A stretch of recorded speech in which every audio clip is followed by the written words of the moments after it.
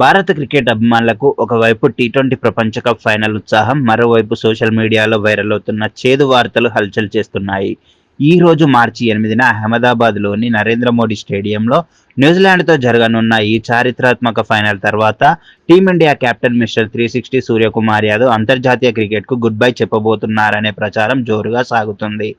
ప్రస్తుతం భారత్ టీ20 జట్టుకు సారథ్యం వహిస్తున్న సూర్యకుమార్ ఈ మెగా టోర్నీ ఫలితంతో సంబంధం లేకుండా తన అంతర్జాతీయ కెరీర్కు ముగింపు పలకాలని నిర్ణయించుకున్నట్లు సమాచారం.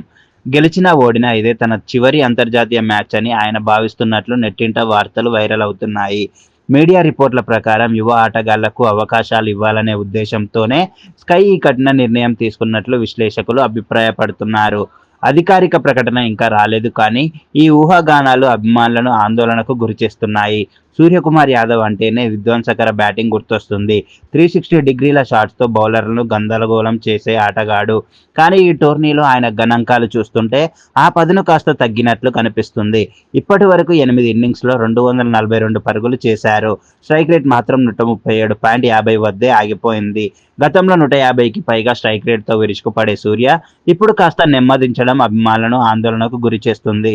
మరోవైపు ఇషాన్ కిషన్, సంజు శాంసన్ వంటి కుర్రాళ్ళు 180కి పైగా స్ట్రైక్ రేట్తో దూసుకుపోతుండటం స్కై ఆలోచనలో మార్పు తెచ్చి ఉండవచ్చని టాక్.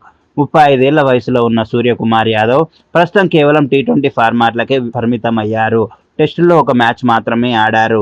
వన్డేల్లో 37 మ్యాచ్ల్లో 773 పరుగులు చేసినా ఆశించిన స్థాయిలో రాణించలేకపోయారు. కానీ టీ20లో 112 మ్యాచ్ల్లో 3272 పరుగులు సాధించి లెజెండరీ హోదా పొందారు. భవిష్యత్ టీం బిల్డింగ్ దృష్ట్యా స్వచ్ఛంగా తప్పుకోవడమే మేలని ఆయన భావిస్తున్నట్లు తెలుస్తుంది. ఒకవేళ ఈ ప్రచారం నిజమైతే ఈ రోజు జరగబోయే ఫైనల్ మ్యాచ్ సూర్యకుమార్ యాదవ్ కెరీర్లో ఎమోషనల్ ఎండింగ్ కానుంది. ట్రోఫీతో పాటు తన ప్రయాణాన్ని ముగిస్తారో లేదో అనేది ఇప్పుడు అందరి కళ్ళల్లోనూ ఉంది. ఈ ఫైనల్ భారత్కు హోమ్ గ్రౌండ్లో టైటిల్ గెలవడం మొదటిసారి కావడం ఇంకా పెద్ద ఆకాంక్ష. సూర్యకుమార్ యాదవ్ నాయకత్వంలో భారత్ డిఫెండింగ్ చేస్తున్న ఛాంపియన్ టైటిల్. అయితే ఈ రిటైర్మెంట్ ఊహాగానాల మధ్య అభిమానులు ఎమోషనల్గా ఉన్నారు.